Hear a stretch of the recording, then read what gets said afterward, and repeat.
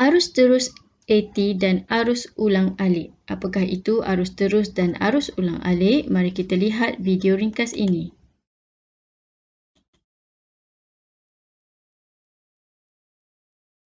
Ia adalah waktu tidur dan Ibu Jenny sedang membacakan cerita waktu tidur kepadanya. Tiba-tiba, seluruh rumah menjadi gelap. "Tunggu di sini sementara Ibu dapatkan lampu suluh," kata Ibu Jenny. Tidak lama kemudian, Ibu Jenny kembali ke bilik tidur dengan lampu suluh menyuluhkan jalan. "Mengapakah lampu dinding gelap tetapi lampu suluh terang?" tanya Jenny. Lampu suluh menggunakan sel kering untuk membekalkan arus kepada mentol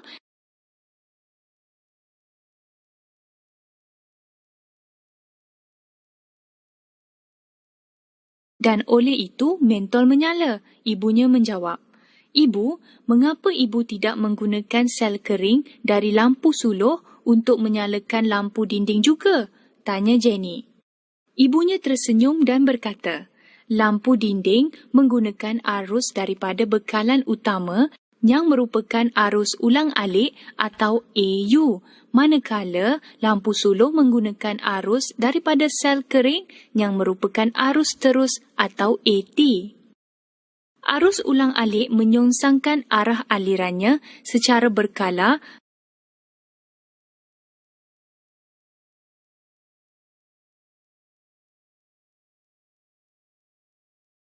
sementara arus terus mengalir dalam satu arah sahaja, dari terminal positif ke terminal negatif, terang ibunya.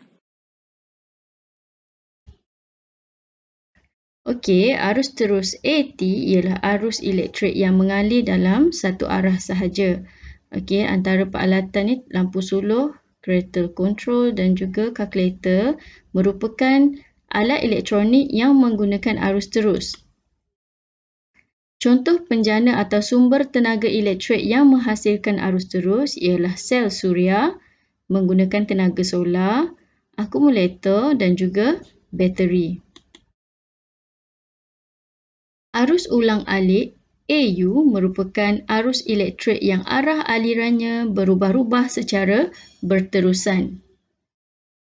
Arus ulang-alik memerlukan sumber kuasa, contohnya penghawa dingin dan juga pembakar roti.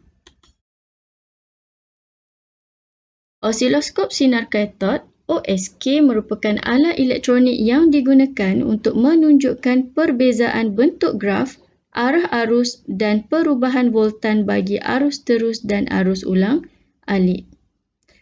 Osiloskop sinar katod ini digunakan untuk membuat perbezaan antara arus terus dan arus ulang-alik.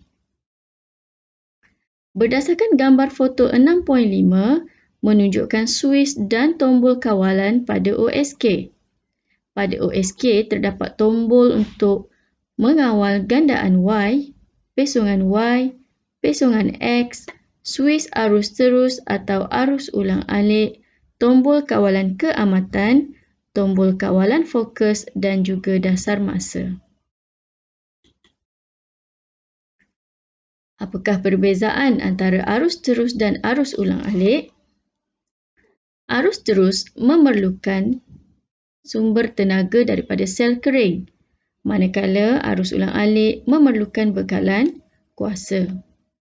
Semasa paparan pada OSK dimatikan, paparan menunjukkan tanda titik untuk arus terus, manakala pada arus ulang-alik menunjukkan garisan lurus.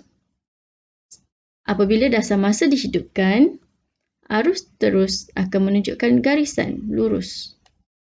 Manakala pada arus ulang-alik, paparan OSK menunjukkan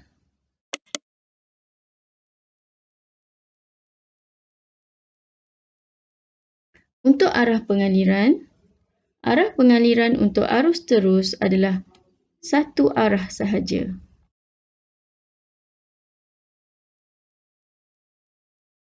Untuk arus ulang-alik, arah yang berubah.